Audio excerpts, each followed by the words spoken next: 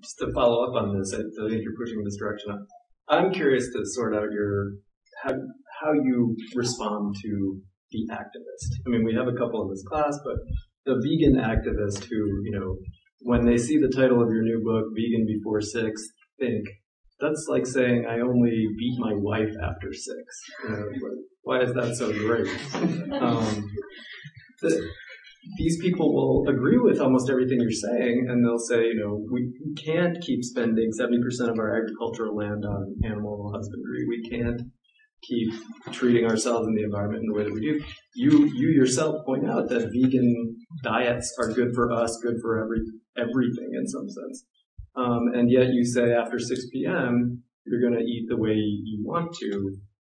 And I saw, in a couple of the videos that we looked at, in one place you were like, look, it's business and it's pleasure. I'm a food writer. I'm not going to just start writing about this very limited diet. I got to talk to everybody. It's pleasure. I really enjoy it. So just from an ethical point of view, are you suggesting that it's permissible to eat meat, at least in these limited quantities, but it's not?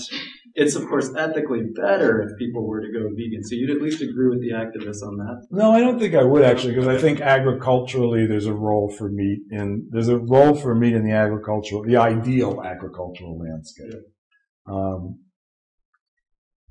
And I think there's a role for meat, maybe not in the ideal human diet, but in a good human diet. I mean, I think you can be a vegan and eat perfectly well, and you can be an omnivore and eat perfectly well also. What you can't be is someone who eats the way most of us eat now. So, perfectly well ethically, you're saying, not just healthily. And what kind of meat are you considering to be included in that diet? Well, I think eat meat that's raised in a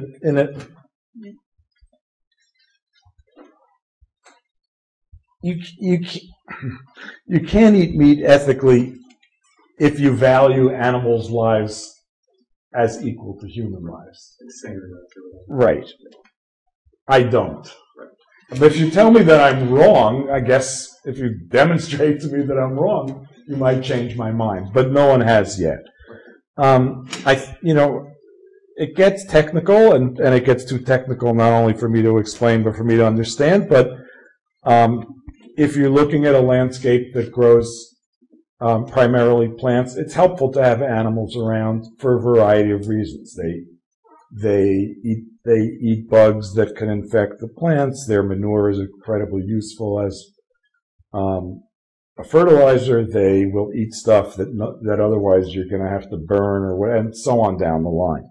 I mean, there's the cycle of a small-ish farm, and I don't mean a 2-acre farm, but maybe a 200-acre farm or a 500-acre farm, which are the kinds of farms that eventually we're probably going to need in order to eat sustainably and well. The cycle of those kind of farms can well include animals as part of them.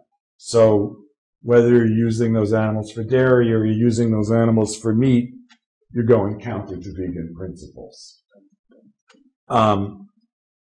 I don't argue with vegans about this stuff because, I mean, I will get engaged in a conversation, but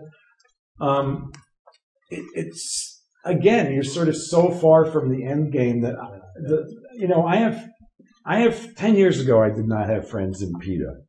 I have friends in PETA, I have friends in the Humane Society. They're all vegans, and they're all interested in seeing people eat less meat. And they don't often walk around making the argument that if you're wearing a leather belt or eating honey, you're a Nazi. Right. So, no, I think you're right. The activists are also aware that there are these degrees, and they're not interested in just condemning everybody. That's for sure. But I was just trying to get a sense of whether you.